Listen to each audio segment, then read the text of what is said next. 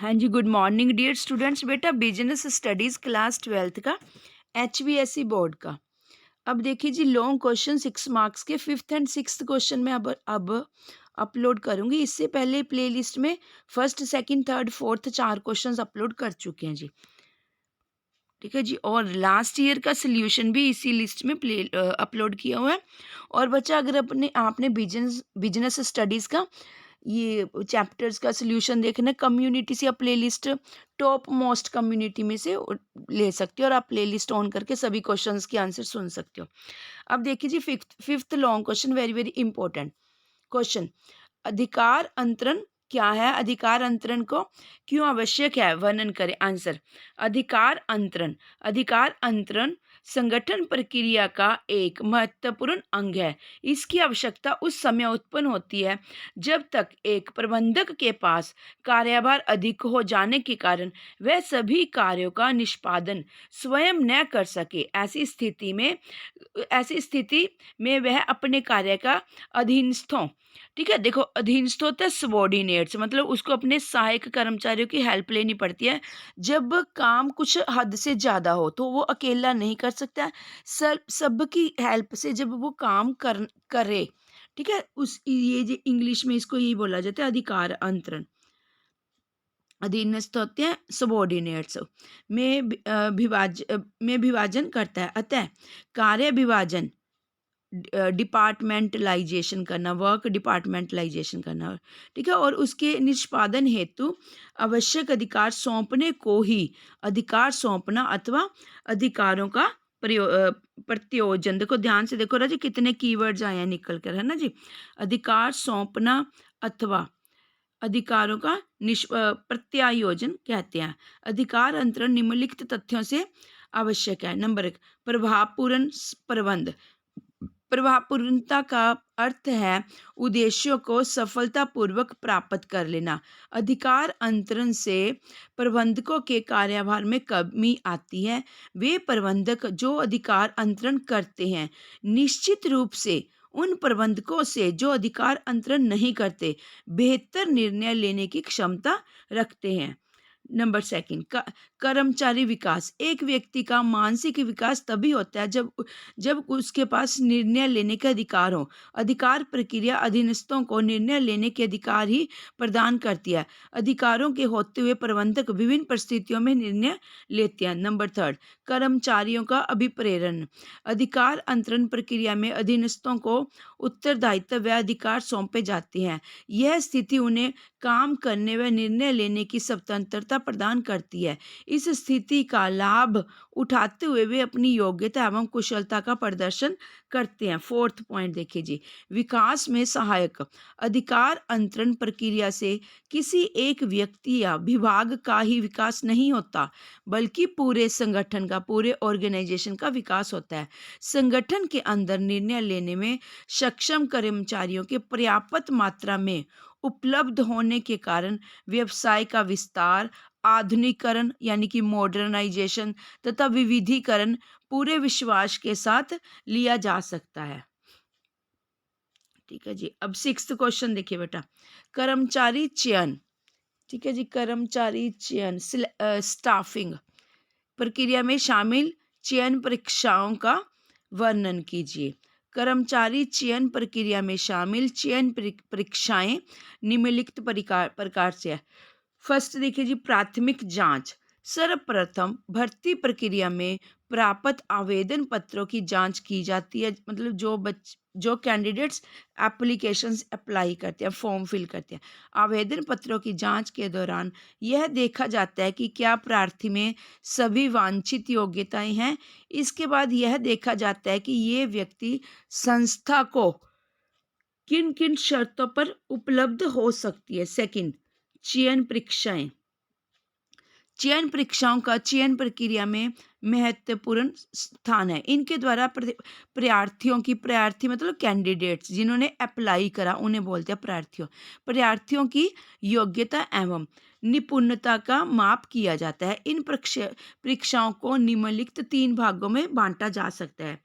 दक्षता, ठीक है जी, दक्षता ट्रेनिंग, मतलब दक्षता परीक्षाएं, मनोवैज्ञानिक परीक्षाएं हैं, अन्य परीक्षाएं। ठीक है जी, बस इसको एक्सप्लेन नहीं करने की ज़रूरत। थर्ड पॉइंट देखिए जी, रोजगार साक्षात्कार। प्रार्थी द्वारा उपरोक्त सभी परीक्षाएं उत्तीर्ण कर लेने के बाद उसे अंतिम साक्षात्कार के लिए बुलाया जाता है। इसका मुख्य उद्देश्य प्रार्थी की मुख्य मुद्रा, बातचीत तथा मुख्य मतलब मनी उनके साथ डिस्कस किया जाता है ना, कि वो क्या एक्सपेक्टेड करता है अगर उसकी सिलेक्शन हो जाती है। ठीक है जी, मनी मतलब मेन उसके साथ डिस्कशन किया जाता है कि कितने सैलरी वो एक्सपेक्ट करता है कि कंपनी उसको पे करे। बातचीत तथा आधार विचार को देखकर उसकी रुचि, शीघ्र जवाब देने की क्षमता। शीघ्र जवाब देने की क्षमता का मतलब होता है प्रेजेंस ऑफ माइंड किस टाइप का है जिस एम्प्लॉय को हम अपॉइंट करने जा रहे हैं अपनी कंपनी के लिए, ऑर्गेनाइजेशन के लिए, इंस्टीट्यूट के लिए। ठीक है जी, परिपक्वता आदि की जांच की जाती है। फोर्थ पॉइंट, संदर्भ एवं पृष्ठभूमि जांचना। यदि प्रार्थी को साक्षात्कार में उत्तीर्ण घोषित कर दिया जाता है तो उसके बारे में व्यक्तिगत सूचनाएं उन लोगों से एकत्रित की जाती हैं जिनके नाम फॉर्म में संदर्भ के कॉलम में दिए गए हैं। ठीक है जी, मतलब कि जब वो फॉर्म फिल करता है वो खुद लिखता है कि हाँ भी मैं यहाँ इस फर्म में, इस कंपनी में ऑलरेडी इन एम्प्लॉयज़ को थोड़ा थोड़ा जानता हूँ। तो उन्हीं से उसके बारे में पूछा जाता है कि हाँ जी, क्या फैमिली बैकग्राउंड है, क्या है, क्या इसकी हॉबीज़ हैं, क्या इसके अंदर क्वालिफ़िकेशन है ना, कैलिबर है, स्किल है, वो सब कुछ उससे उसके बारे में पूछा जाता है। चयन निर्णय सिलेक्शन प्रक्रिया मतलब जो आवेदक चयन परीक्षाएं, रोजगार साक्षात्कार तथा संदर्भ जांच में उत्तीर्ण हो जाते हैं, उनका चयन कर लिया जाता है। अंतिम चयन निर्णय लेने से पहले संबंधित प्रबंधक की राय जान ली जाती है। संबंधित प्रबंधक मतलब suppose of that there are so many departments, जैसे कि finance department, marketing department, CRM custom relation department, SCM supply chain management department, HRM department, human resource management department. ठीक है जी, तीन आजकल बहुत इंपॉर्टेंट है तीनों डिपार्टमेंट्स। ठीक है जी, अदरवाइज सारे डिपार्टमेंट्स ऑलमोस्ट ट्रेडिशनल है, काफ़ी टाइम से चले आ रहे हैं, जैसे फाइनेंस, मार्केटिंग, सेल्स, ठीक है जी, और पर्सनल डिपार्टमेंट, ये सभी चले आ रहे हैं। तो जिस डिपार्टमेंट ने अपने, जैसे मान लो फाइनेंस डिपार्टमेंट वाले ने अपने लिए अपॉइंट किया है, अब एंड में उसके लिए उसको छोड़ दिया जाता है कि भाई अब आप अपने डिपार्टमेंट के अकॉर्डिंगली जजमेंट करो बच्चे को, कैंडिडेट को, क्या वो फुलफिल कर रहा है आपकी कैपेबिलिटीज़ के अकॉर्डिंग। यहाँ लिखा हुआ है ना, एंड में निर्णय लेने से पहले संबंधित प्रबंधक की राय जान ली जाती है। ठीक है जी, शारीरिक परीक्षण, मेडिकल लगा लीजिए, फिजिकल फिटनेस, इस चरण पर प्रार्थी का शारीरिक प्रशिक्षण किया जाता है। शारीरिक प्रशिक्षण किए जाने के 3 उद्देश्य हैं। ठीक है जी, कौन से? फर्स्ट, संबंधित कार्य के लिए आवश्यक शारीरिक क्षमता की जानकारी प्राप्त करना। व्यावसायिक संस्था को ऐसे लोगों से बचाना जो एक व्यक्ति से दूसरे व्यक्ति तक अति शीघ्र पहुंचते हैं, मतलब कुछ वायरल तो नहीं, कुछ कोविड तो नहीं, इन्फेक्शन तो नहीं, कोल्ड फीवर वायरल। ठीक है, जिस इन्फेक्शन से अगर उसको अपॉइंट कर लेते हैं तो हमारे एम्प्लॉयज़ के साथ काम करेगा जो हमारे ऑलरेडी एम्प्लॉयज़ हैं। इन्फेक्शन तो नहीं किसी भी टाइप की, कुछ भी, कि ये ना होए उसको अपॉइंट करा नहीं हमारे बाकी भी एम्प्लॉयज़ इन्फेक्टेड हो जाए। ठीक है जी, थर्ड, कर्मचारियों की चिकित्सा पर अत्यधिक खर्च को रोकना। ये भी देखो है ना, बहुत बहुत अच्छा पॉइंट है जी। देखिए, ठीक है, हम ईएसआई प्रोवाइड करते हैं, बट ये ना हो कि जिस एम्प्लॉय को अपॉइंट करने जा रहे हैं उसको कुछ लॉन्ग डिजीज़ है, जैसे टीबी जैसी कुछ लॉन्ग डिजीज़ है ना, ये ना हो कि सारे का सारा टेंशन कैंडिडेट की डिजीज़ का कंपनी के ऊपर आ जाए, है ना, मतलब हैवी खर्च करना पड़ जाए उसके ऊपर। तो ये भी सब कुछ नहीं, क्योंकि देखो हम किसी एम्प्लॉय के ऊपर हैवी खर्च, जैसे ई मैक्स है, फोर्टीज़ हॉस्पिटल्स है ना जी, सम ऑफ द हॉस्पिटल्स को कंपनीज ने, इंस्टीट्यूट्स ने लिस्टेड, रजिस्टर्ड करवा रखा है अपने एम्प्लॉयज़ के लिए। ईएसआई तो देखो मंथली हम बहुत नॉमिनल सा डिडक्ट करते हैं हर एक एम्प्लॉयज़ की सैलरी में से। जैसे मान लीजिए सैलरी का 5%, 2%, 7% ऐसा। पर एम्प्लॉय को अभी न्यू अपॉइंट करा है, तो बच्चा ऐसा थोड़ी ना होगा कि उसके ऊपर अभी अपॉइंट करा है, कुछ उसने हमें रिटर्न दी नहीं, आउटपुट दी नहीं, उसके कारण हमने कुछ अर्न करा नहीं, क्या 5-7 लाख रुपए उस पे खर्च कर देंगे? नहीं, ऐसा नहीं होगा ना। तो वो भी उससे भी बचना कि भाई उसको उसको कभी कोई हैवी डिजीज़ ना हो। ठीक है जी, हैवी डिजीज़, कोई हार्ट की प्रॉब्लम ना हो और कुछ टीबी जैसी कोई डिजीज़ ना हो, या लीवर की कोई लीवर इन्फेक्शन रहता है ना, कोई बचपन से, वो तो सारा मेडिकल चेकअप उसका किया जाता है, वो सब चीज़। अब जी जॉब का मतलब कि अब मेन हमारे मुद्दे की बात आ गई कि जॉब से रिलेटेड बातचीत करेंगे। स्टेप वाइज़ देखो, इंटरकनेक्टेड किया जाता है सभी पॉइंट्स को।